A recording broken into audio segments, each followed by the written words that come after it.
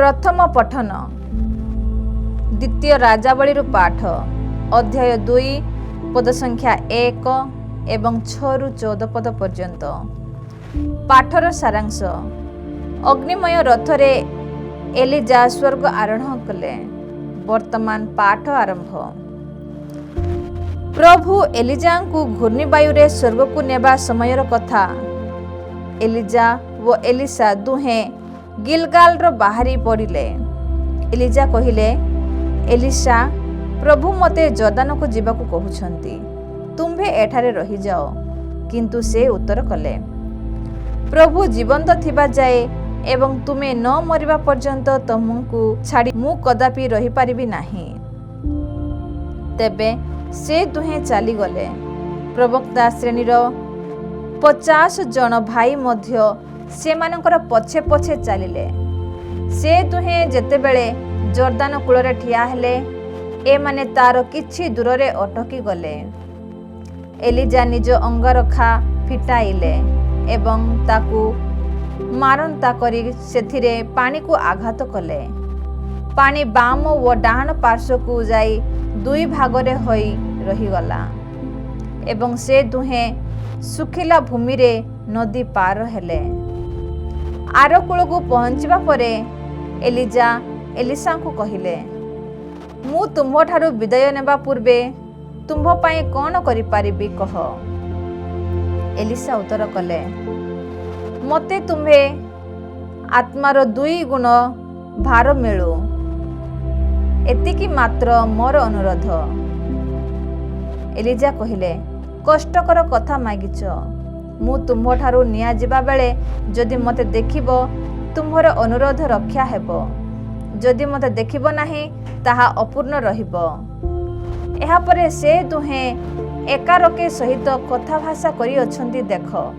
अग्निमय घोड़ा 4 गोटाए अग्निरथ से दुहिंक मध्यरे आसी ठिया हेला एवं एलिजा को घूर्णिवायु मध्यमरे स्वर्ग को नहीं गला। एलिसा तांकू चाही चाही चित्कार करी कहिले, हे पिता, हे पिता, हे इस्राएल रो रथ, हे इस्राएल रो रथ। तांको ठारू एलिजा अदृश्य हुअन्ते एलिसा निजर वस्त्र को 2 खंड कले एवं उपरु खसी थिबा एलिजांको अंगरखा धरी जर्दान नदी आड़े चली गले। जर्दान कूलरे पहुँचवा परे एलिसा एलिजांको अंगारखरे जल को आगत कले एवं कहिले, एलिजांको प्रभु ईश्वर कहांती। जल को आघात करबा मात्रे ताहा बाम व डाहाण पार्श्वरे 2 भागरे विभक्त हेला। एलिसा सुविधारे नदी पार हेले।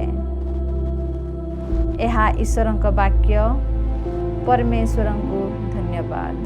साधु माथ्यूंक लिखित सुसमाचार पाठ अध्याय 6 पद संख्या 1 रु 6 एवं 16 रु 18।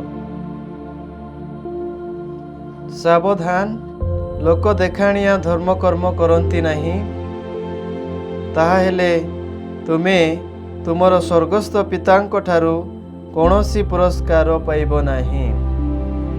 एणु दान करिवा समय रे कपटी मानंक परी डिंडिम बजाओ नहीं। सेमाने लोकमानंक ठारू प्रशंसा पाइबा पाई समाज गृहरे व दांडरे से परी करिथांती। किंतु मु तुम्भमानंक सत्य कहुअछि, सेमाने निजर पुरस्कार पाई सारिलेणी। बरं तुमे दान देवा समय रे तुमर डाहाण हस्त कौन करुछि ताहा तुमर बाम हस्त जे परी न जाणु। ताहा हेले तुमर दान गोपन रे हेबो, आउ तुमर पिता जे गोपन रे देखंती से तुमको पुरस्कृत करिवे। प्रार्थना करिबा समय रे कपटी मानंक परी हो नाही, कारण सेमाने लोकंको देखाइबा पाई समाज गृहरे व छक स्थान मानंकरे ठिया होई प्रार्थना करिबाकू भल पांती। मु तुम्भमानंकु सत्य कहूछि, सेमाने निजर पुरस्कार पाई सारिलेणी। किंतु तुम्बे जेबे प्रार्थना कर, तुम कोठरी रे प्रवेश करी द्वार बंद कर दियो ଏବଂ ଗୋପନରେ ଥିବା ତୁମ ପିତାଙ୍କୁ ପ୍ରାର୍ଥନା କର। ତୁମର ପିତା ଯେ ଗୋପନରେ ଦେଖନ୍ତି ସେ ତୁମକୁ ପୁରସ୍କୃତ କରିବେ। ତୁମ୍ଭେମାନେ ଯେତେବେଳେ ଉପବାସ କର, କପଟିମାନଙ୍କ ଭଳି ମୁହଁକୁ ମଳିନ କର ନାହିଁ, କାରଣ ସେମାନେ ଉପବାସ କରୁଛନ୍ତି ବୋଲି ଲୋକଙ୍କୁ ଦେଖାଇବା ପାଇଁ ମୁଖ ମଳିନ କରିଥାନ୍ତି। ମୁଁ ତୁମକୁ ସତ୍ୟ କହୁଛି, ସେମାନେ ନିଜର ପୁରସ୍କାର ପାଇସାରିଲେଣି। କିନ୍ତୁ ତୁମେ ଯେତେବେଳେ ଉପବାସ କର, ମୁଣ୍ଡରେ ତେଲ ଲଗାଇ ମୁହଁକୁ ଧୋଇ ଦିଅ। ତାହେଲେ ତୁମେ ଉପବାସ କରୁଛ ବୋଲି ଲୋକେ ଜାଣିବେ ନାହିଁ, କିନ୍ତୁ ତୁମର ପିତା ଯେ ଗୋପନରେ ଅଛନ୍ତି ସେ ତାହା ଜାଣିବେ, ଏବଂ ତୁମର ପିତା ଯେ ଗୋପନରେ ଦେଖନ୍ତି ସେ ତୁମକୁ ପୁରସ୍କୃତ କରିବେ। ପ୍ରଭୁଙ୍କର ପୁଣ୍ୟ ସୁସମାଚାର। ହେ ପ୍ରଭୁ ଯୀଶୁ ଖ୍ରୀଷ୍ଟ, ତୁମର ପ୍ରଶଂସା ହେଉ।